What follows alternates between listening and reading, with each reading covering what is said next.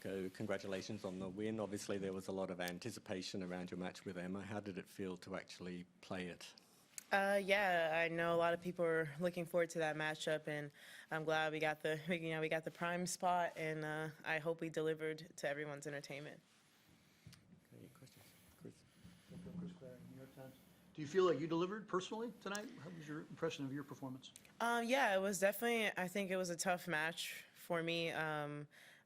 Like with the conditions, a lot different from my first round match, playing in the 11 o'clock in the day with the roof open to playing at night in like heavy conditions. So it was really tough to kind of find in a lot of those points. I was just trying to hang in there. So for the most part, I think I did well today. There's things I can improve on, but there's no way you can go through a whole tournament playing every match perfect. So I think it's all about being resilient when you need to. Are you happy with the way in the first week or two of the season your forehand has been working really well under pressure and been able to produce a lot of penetration with it? Yeah, I think today my forehand I feel like better today than my backhand. I think I had a lot of force errors on the backhand, and I'm just happy that I guess through the work that I did in the preseason is working out.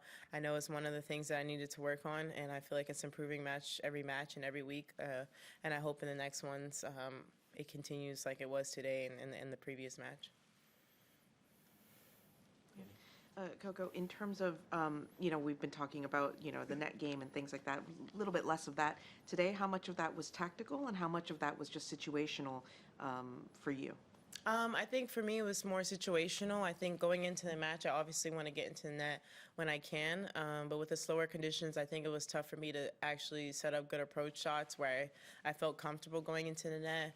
And I know, with Emma, she does a really good job, I feel like, of hitting her targets and especially hitting the ball down the line, which is probably the easiest place to pass. So I think I had a tougher time trying to figure out a way to the net. But for the most part, I think I was talking to my coach. I felt like I could have gone in more, but he said, really, it just depended on how you felt and you did what you needed to do in that moment. But I think in the future, I'll look back at the match and see if I actually could have. But, when you're playing, you feel things differently. You kind of drew a lot of errors out of her with your defense today.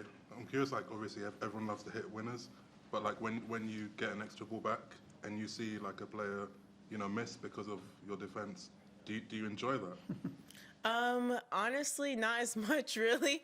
I prefer to win the points on an offensive way, but definitely, I know it's frustrating for a player when you're getting a lot of balls back, and speed is obviously one of my strengths, so I use it. I've always used it on the defense. I'm trying to use it more offensively, and I think I've been doing well at that.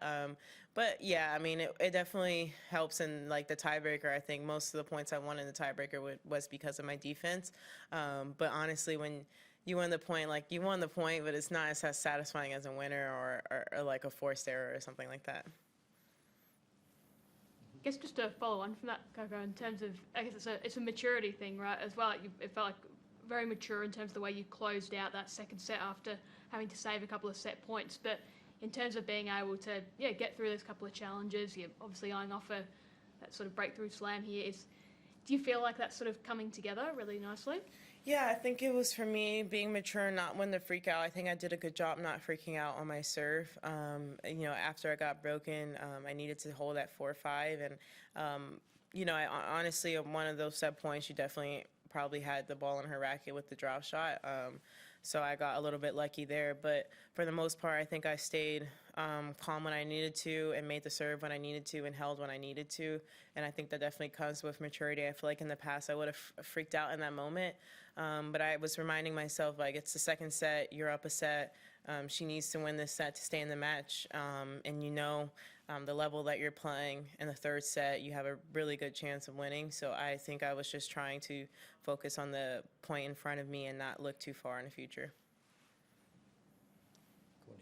Coco, top players, like I think Iga said this, Ons as well, that sometimes when the matches get tighter, they're down in the score line and they're playing a lower ranked player, that there comes a point when their head, they're like, no, I'm the number 2 player in the world, I'm the number 1, and they lock their games down and kind of try to impose themselves.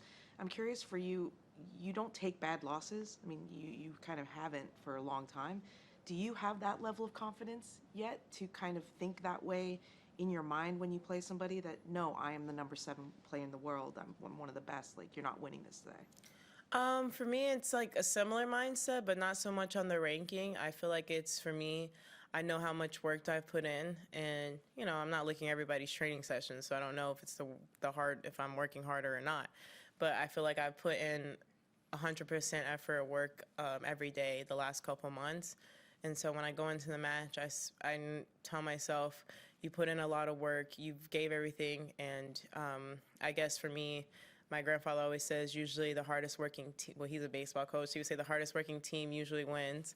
And what he means by that, maybe not win in the moment, but win in the long run. So even if I lost tonight, I do feel like I'm one of the hardest working players on tour. I feel like I put in like as much of myself as I can in practice and in everything else off the court. So I feel like in the long run, I will have the results that I want. So I have that in the back of my head, and I know with the work that I put in that I'm a strong player. And I feel like that's the mentality that I've learned.